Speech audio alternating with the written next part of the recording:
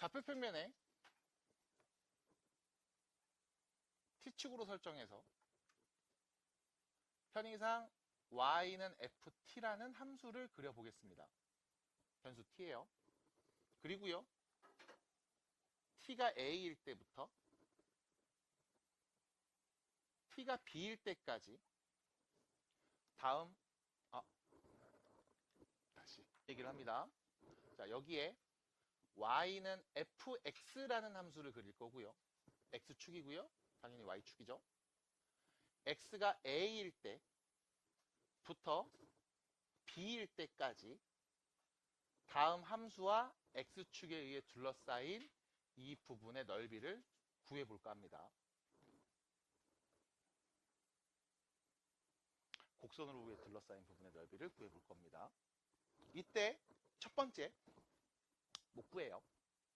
우리는 구할 줄 몰라요. 그래서 이제 뿔의 부피를 구했던 것처럼 이렇게 해볼 거야. 여기서 여기까지 길이가 지금 b-a죠. 요 길이를 첫 번째 이 등분에서 두 개로 나눠서 여기서 이렇게 직사각형 만들고 이쪽에서도 이렇게 직사각형 만들어서 직사각형 넓이 두 개를 한번 더 해볼까로 접근해 보겠습니다. 그러면 둘러싸인 부분의 넓이랑은 조금 다르겠지만 뭐 좀 비슷하긴 하지 않을까요? 라고 생각해 볼 수 있겠죠. 그래서 첫 번째 2등분을 했다고 하면 이때 이 밑변의 길이는 전체 b-a를 2로 나눈 값. 요 밑변의 길이는 2분의 b-a, 여기도 2분의 b-a가 될 거고요. 이때 이 각각의 높이는요, 이렇게 표현될 겁니다. 요 점의 y좌표가 첫 번째 사각형의 높이고요. 이 점의 y좌표가 두 번째 사각형의 높이가 되죠. 그럼 다음 함수에 이 점의 x좌표 대입한 값을 말하면 되겠습니다.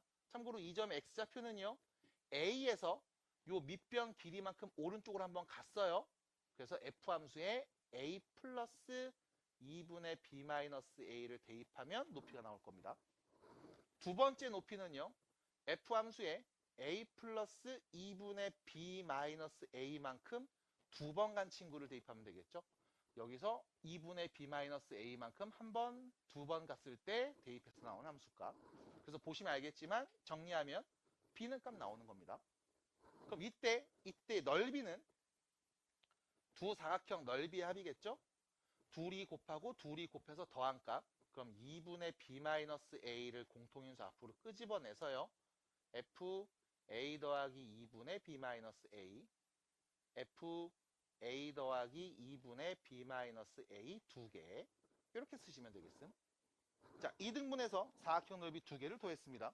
이게 다음 fx라는 그래프, x는 a와 x는 b, 그리고 x축에 둘러싸인 부분의 넓이라고 할 수 있을까요? 라고 하면 아니요. 이런 부분들이 좀 삐져나와 있어요. 좀 더 정확하게 하기 위해서 이번엔 두 번째 4등분 할 겁니다. 그럼 2등분한 그림에서 한 번 더 자르면 되겠죠? 요렇게요. 요렇게요. 그리고 다시 요 끝에서 요렇게 높이를 만들게요. 요 끝에서 요렇게 높이를 만들게요. 그러면 자, 사각형 4개가 이렇게 내 눈에 보일 거고요. 이 4개 넓이의 합을 구하시면 2등분 했을 때보다는 조금 더 넓이가 근접해질 겁니다. 괜찮죠? 받아드릴까요? 그러면 다시 4등분 했습니다. 밑변의 길이는 전체 b-a였는데요. 4개로 나눴죠? 4분의 b-a가 될 거고요. 이때 각 사각형들의 높이는요. 처음에는 여기 있습니다. a에서 요 밑변 길이 하나 더한 그 x를 대입해서 나오는 함수값이죠. f함수에 a 플러스 4분의 b-a를 대입해서 만든 함수값. 두 번째는 f에 a 플러스 4분의 b-a만큼 두 개 가서 대입해서 나온 함수값. 이렇게 될 거고요. 쭉 하나 더 4개를 쓸 수 있습니다. 그럼 이때 역시 마찬가지 이 넓이들의 합을 다 구해주면 밑변 높이, 밑변 높이, 밑변 높이, 밑변 높이에서 더한 값을 보면 되겠네. 그럼 여기 4분의 b-a가 공통인수로 있겠죠. 그럼 이때 여기에선 얘네들을 다 더한 값을 쓰면 되겠습니다. 그래서 f에 a 플러스 4분의 b 마이너스 a부터 해서 쭉 쓰겠죠. 마지막 어디까지? f의 a 플러스 4분의 b 마이너스 a의 4까지요. 4개니까요. 그래서 마지막은요, 역시 마찬가지 정리해 주시면 f 함수에 b 넣어서 나온 함수값 보이겠습니다. 더 오차를 줄이고 싶으면 이제 뭐 하면 될까요? n등분합니다. 그래서 n등분 하시면 너무 복잡하게 생겼는데요. 그냥 보세요. 아이디어를 잘 갖고 오시는 게 중요합니다. n등분 하시면 밑변의 길이는 b-a를 n으로 나눈 값이 되겠죠. 그럼 이때 각각의 높이들은요. f함수에 a 플러스 n분의 b-a 얘 대입해서 나오는 함수값이 첫 번째. f함수에 a 플러스 n분의 b-a 2개 더해서 대입해서 나온 함수값. 쭉 가서 마지막은요.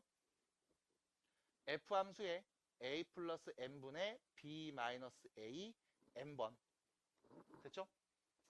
그럼 넓이를 구해주세요 라고 하면 말할 수 있습니다. 밑변 곱하기 높이에 밑변 곱하기 높이에 밑변 곱하기 높이를 다 더한 값이니까요.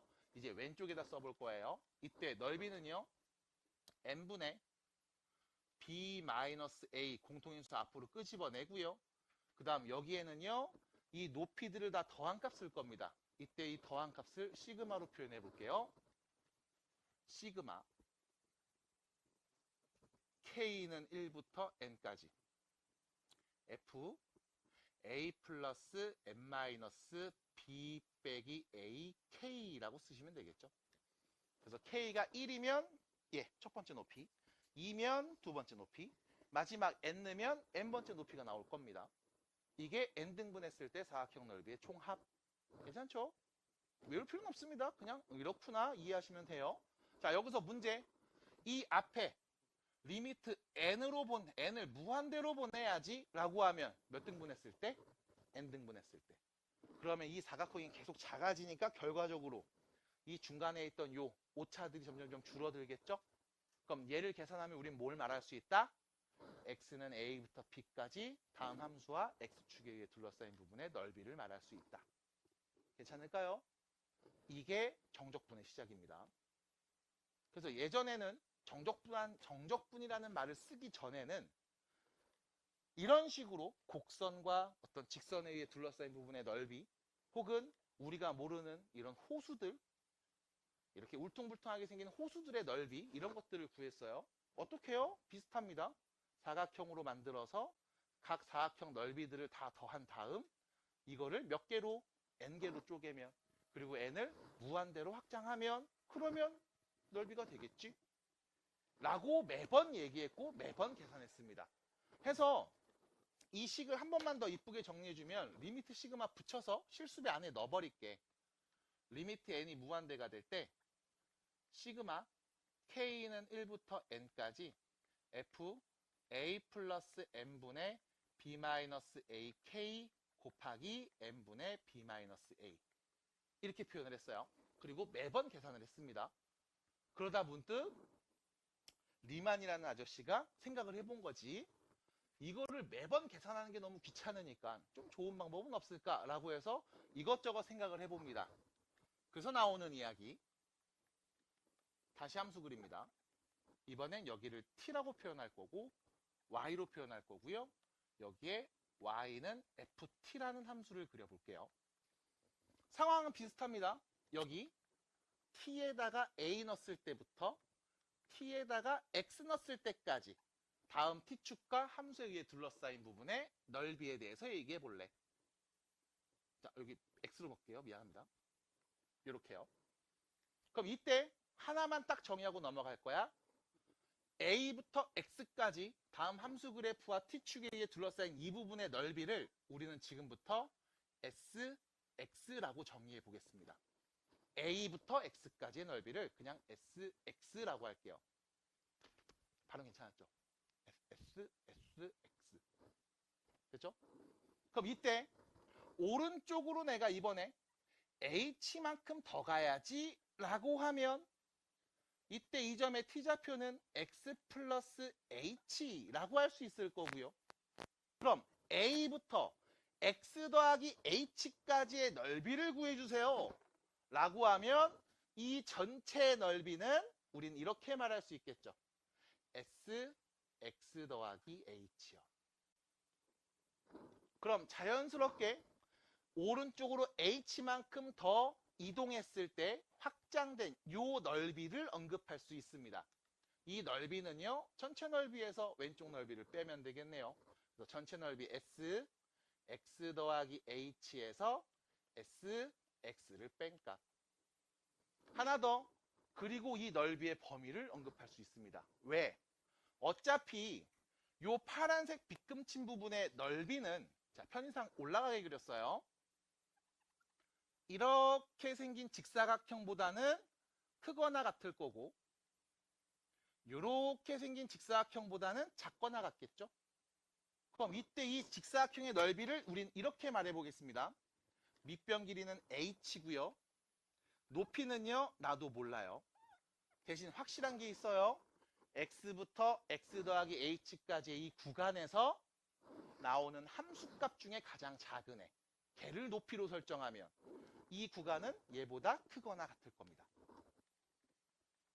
마찬가지 이 구간의 넓이, 파란색 빗금친 부분의 넓이는요, 밑변이 h고요. 이번엔 높이를 대문자 m으로 표현해 볼게요. 이때 대문자 m은 다음 함수 x부터 x 더하기 h 사이에서 올 수 있는 가장 큰 함수값. 받아들일까요? 그래서 밑변 곱하기 가장 큰 함수값 했을 때 만드는 사각형보다는 작거나 같을 겁니다. 양변에 h를 나눠주시면 이렇게 표현할 수 있겠죠.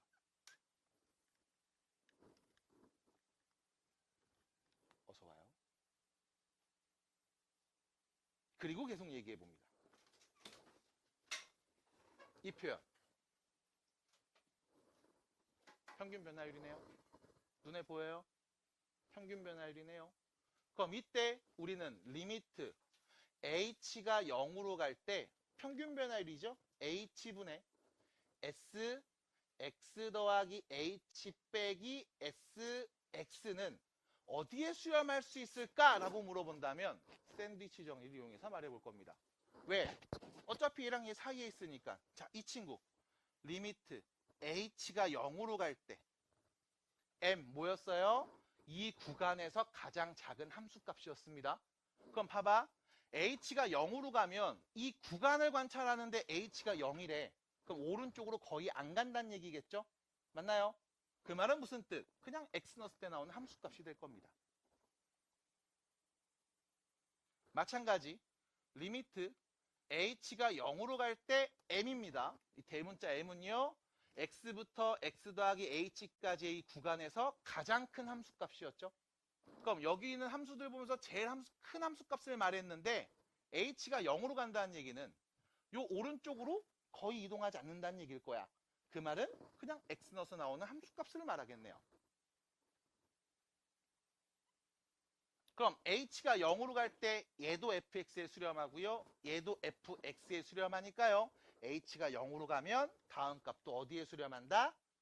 fx에 수렴한다는 사실을 알 수가 있습니다. 그럼 정리합니다. 얘는요. s, x에서의 미분계수 x 프라임 x가 되고요. 그게 곧 뭐와 같다? fx와 같다.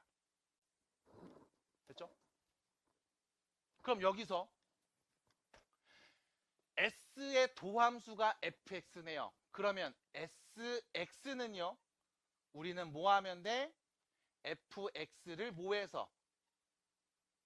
b분의 역연선에서 부정적분을 구하면 되겠죠. 그럼 이때 이 f의 부정적분을 편의상 라지 fx라고 하면 얘는요. 라지 fx라고 쓰고 네가 모르는 적분상수는 붙여주셔야 되겠습니다. 그리고 나서 마지막 얘기합니다. 무슨 뜻이었어요? a부터 x까지 둘러싸인 넓이. 그럼 내가 요 x자리에 a 넣으면 a부터 a까지 둘러싸인 넓이니까 0이 나오겠지?